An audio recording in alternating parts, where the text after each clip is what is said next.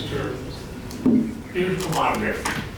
He has already explained a lot of technical aspects as to what is coal gasification and what benefit it can give.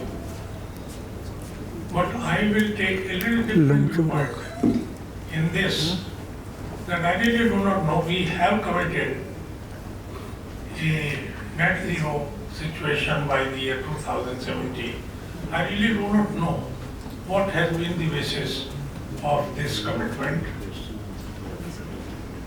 I know there were a lot of foreign countries which committed to 2050 as to be reaching. Western developed countries said that they will reach net zero emission by the year 2050, and China committed 2060. And we finally, I think, under some pressure, and we were not very clear, so we wanted to have more margin, I suppose, and then we committed 2070. Efforts are being made and we are trying our best, but the fact remains that where are we in trying to really draw a roadmap as to reaching there for net zero 2070? I find it is a very, very big challenge because no roadmap is practically available and no conditions are looking like that we are going to reach anywhere. But I think it is hoping that there is hope. However, I'll take you to a different aspect, being a core man. The point is that all those people who are now putting pressure on us to look after the combustion and control of carbon dioxide into atmosphere have developed themselves and they are not so much under pressure. But we are under tremendous pressure. And that is what I'll start, and later I will talk about as to whatever efforts we are making to control the CO2 emission. But there are different aspects which are much more important, and those things are taking their own shape. So, next one. Oh, you want me to do it? Okay. Now, this is something that the world is undergoing a tremendous change as far as the energy scenario is concerned. Coal is being considered, particularly by developed countries, as a villain and has to be phased out. But this is a good way to talk because they have got other sources of energy to continue at least maintaining the balance and the quality of life that they have achieved. But we, particularly in India and most of the Asian countries, do not have other fuels other than coal. So therefore, for our survival, we have to continue with coal. So coal accounts for about 36% of the world's electricity generation. Europe and North America have already seen a significant decline in the coal usage due to stricter environmental regulation. Coal remains the dominant energy source in many developing countries, however they too are aggressively transitioning towards a renewable energy source such as wind, solar and hydropower. Here again I will say that the type of energy requirement for future, this developing countries which has to reach a developed country status by the year 2047 cannot continue to depend entirely on renewables. Renewables can only supplement, but no way that they can replace coal. So the backbone of the energy and the economy, India's energy landscape is dominated by coal. And this is just the current energy mix of the electricity generation basket in the India as follows. It is only to show as to how much our dependence is there on coal. It's nothing more. We are making serious efforts and we have done a good job in the renewable sector also. But this is what I want to point out, that this is the type of percentage contribution in spite of our best efforts that the renewables have been made, and therefore it is necessary that we have to depend on coal. Now, we have also made some commitments to the world at large, and they are to produce 5 million tons of green hydrogen by year 2030. There is a hydrogen mission. Piyush Kumar talked about it, but really I do not know what is the roadmap that we reach this particular situation of 5 million tons of green hydrogen by 2030. Second is, by 2030 we have to reduce the carbon intensity of its economy by less than 45%, the base being 2005, to reduce the total projected carbon emission by 1 million tons from 2022 to 2030 to meet 50% of the energy requirement electricity from renewable by 2030. India will reach its fossil fuel energy capacity of 500 gigawatts by 2030. Now, as 2030 is something which we can clearly see. I cannot see 2017, but 2017, and we, as far as these parameters are concerned, we have not done bad. So, but what will happen after this is something to be seen again. Now, as I said, the per capita consumption of electricity as accepted yardstick of a country's prosperity in India is only 1395, against the global average of 3,205 kilowatt hour. Again, this figure is to be shown that the type of energy requirement we are going to have if we have to prosper and become a Viksit Bharat by the year 2047. This is all that we are doing a good job. Though the sheer growth of an electricity demand necessitates a continued reliance on thermal power, with projections indicating its share to be 55% by the 2030. Video तो करनी है किसी को भेजा मत time तो आज वाला coal production quantity and 27% by 2047. Though the percentages will go down, but be clear, the quantities are going to be very high. Because overall coal production is going to be very much, and as far as the emission part and the degradation to the environment is concerned, is going to be much higher. Only the percentage looks going down, but the actual quantity will be much higher. Now, actions that need to be taken is only ports available for us is to make use of coal as green as possible, as we cannot get away from coal. Not only we cannot get away, we have to continue to produce more and more to meet our energy requirement. Once this is certain and clearly defined, now we have to start thinking that once this situation is already accepted, what do we do next?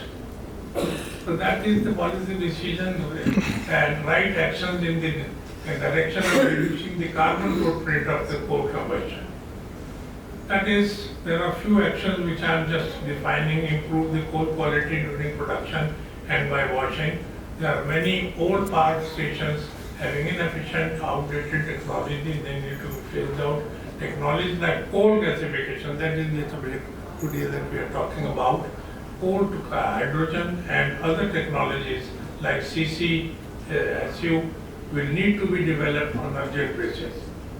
We have a target fixed by the country to use 100 million tons of coal for coal gasification by the year 2030. Again, looks to be a very, very challenging target. If we see the current situation, we are nowhere near it. But again, let us be very optimistic that we will reach somewhere by serious efforts.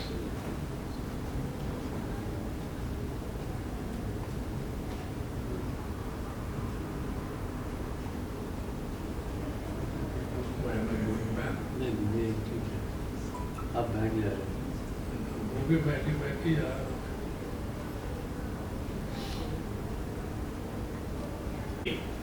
let me now get on to the gasification part because I have already told you the background.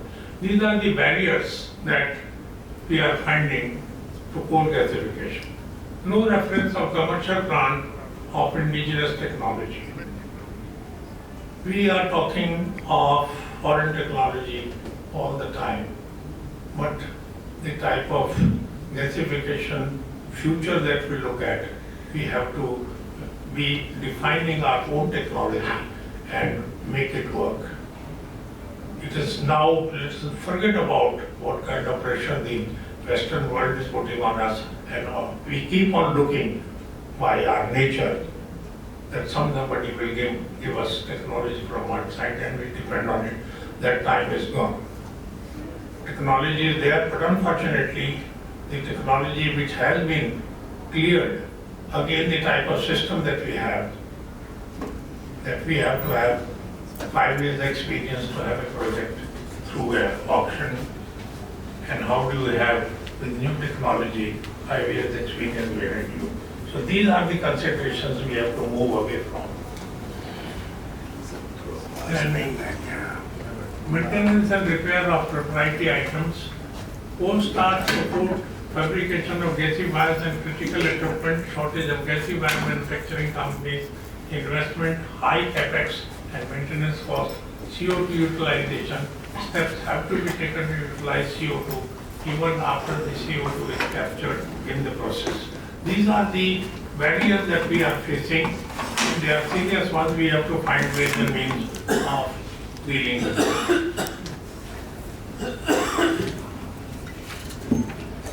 Why there should be interest in coal gasification? Other than the environmental aspect, skyrocketing energy prices.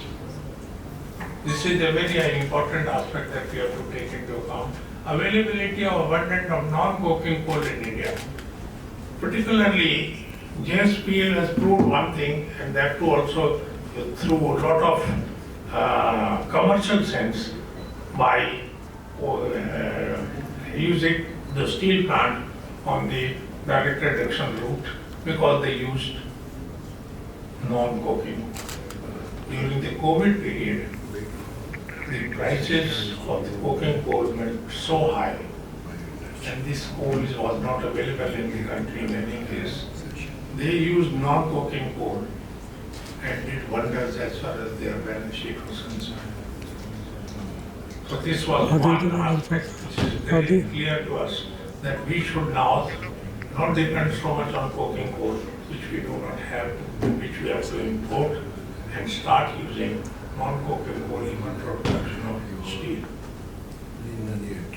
Now availability of mature technology, coal gasification is widely used in South Africa and China, and there is a success story there. The use of gasification for steel production is also a success story in India, which I just now talked about.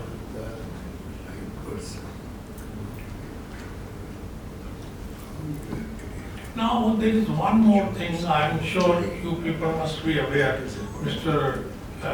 PetroCoal talked about a lot of import of ammonium nitrates for producing explosive for this expanding coal mining industry. But other than this import, we are importing a lot of carbochemicals, which we have never thought we have been easily just, well, probably the quantities are not very high, but value is very high. It is coming to billions of rupees. So this is a high time that we, through the gasification route, start thinking in these terms also. So we can, as this slide can give you, from high coal, we can, through gasification, convert to syngas, CO plus H2O, olefins, acetic acid, direct reduction, reduced iron, high ether, ammonia, ammonium nitrate, industrial applications, power, refineries, pharmaceuticals, transportation. Okay. fertilizers, steel and fuel. Coal gasification is a clean solution for achieving Atmanirbhar Bharat through the imports of for chemicals, LNG, coking coal, etc. Now world is moving towards hydrogen technology. Global hydrogen demand is 90 million tons per year to go to about 2,000 million tons by the year 2030. Majority of hydrogen globally is produced by natural gas reforming, except in China where coal-based gasification technology is predominant source. 95% of the hydrogen today is produced from the fossil fuel, which emits 4 to 18 CO2 per kg of hydrogen, 9 to 11 for SMR, and 10 to 18 for coal gasification. Globally and particularly in Europe, green hydrogen production through electrolysis using renewable power is fast growing, but it is very costly. That is what PetroCoal told, that we can produce grey hydrogen or whatever the color that is called from coal, which is much more cheaper and better. And I suggest that we start producing hydrogen from coal gasification, even though it may not be as green as we want, but at least start using it. This new energy source will need a lot of infrastructure, and you cannot develop infrastructure overnight. I think we should start using hydrogen in case it is our policy, and start developing infrastructure of its use, storage. And as and when the cost like solar power or green hydrogen comes down, you can always switch over to green hydrogen.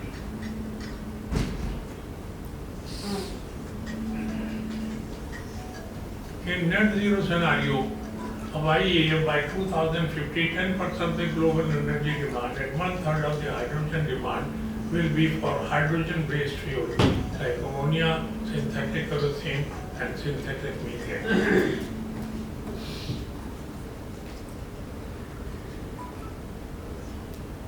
करो आगे.